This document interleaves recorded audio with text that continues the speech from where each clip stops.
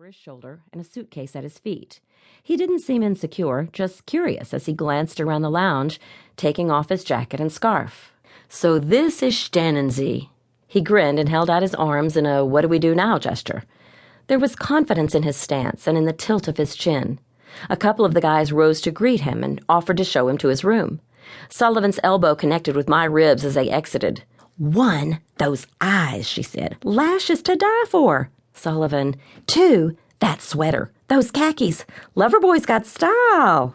I angled a disapproving look at her. "Loverboy's been here 30 seconds. 3, she interrupted, a hand on my arm and her eyes on the door. "There's a chance this man is God's will for your life." "Wow," I said, laughing.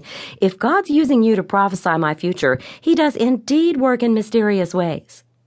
Sam and his new friends walked back into the room, and Sullivan made a production of offering him some ovo. "I'm sure I'd love some, but I have no idea what it is," he said, eyeing the can of brown powder in Sullivan's hand. There was something about his voice that caught my attention, something sharp and smooth, a vibrancy, a sincerity.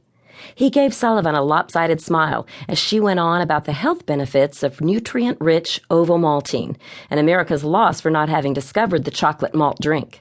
A few seconds into her speech, he held up a hand to stop her.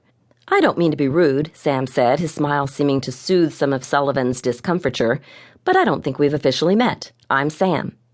"Sullivan." She shook the hand he extended, then giggled and said, "Where are my manners? Fly a Southern girl to Austria and her entire upbringing goes out the window."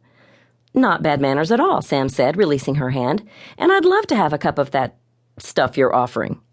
While Sullivan prepared the drink for him, the rest of us introduced ourselves, welcoming him into our little group. Though he'd just arrived, he subtly took control of the dynamics that evening. When Sullivan attempted to insert herself into a more prominent role, he shifted the conversation to include all those present. It was an admirable trait, one that flowed from Sam naturally. The students seemed drawn to it. They engaged with him in a slightly more energetic way than they had with others, their guards lowered by the sincerity of his interest. I watched from my chair in the corner of the room, tamping down the single girl question that seemed ubiquitous to first meetings with charming single men. Is it him?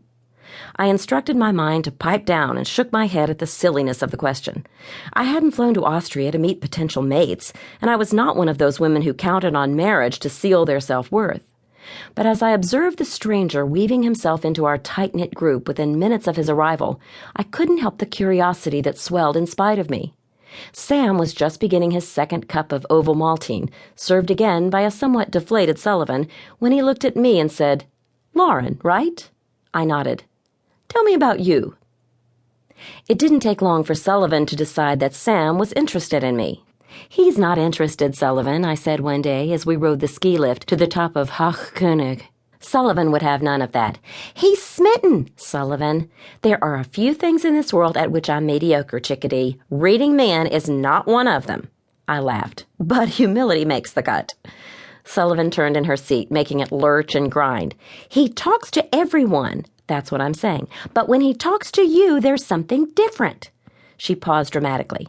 "I'm going to overlook the fact that your smile right now is mildly condescending," she said, "and will instead let you in on the fruit of my keen observation."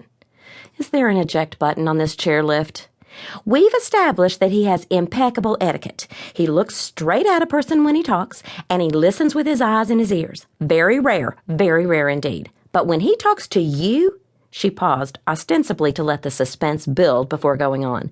"Notice this next time. When he talks to you, he leans forward a little. Not much, just enough to tell anyone watching that this woman with the fair skin and sleek hair and the crooked eye tooth—" "Oh, hush, it just gives you more character."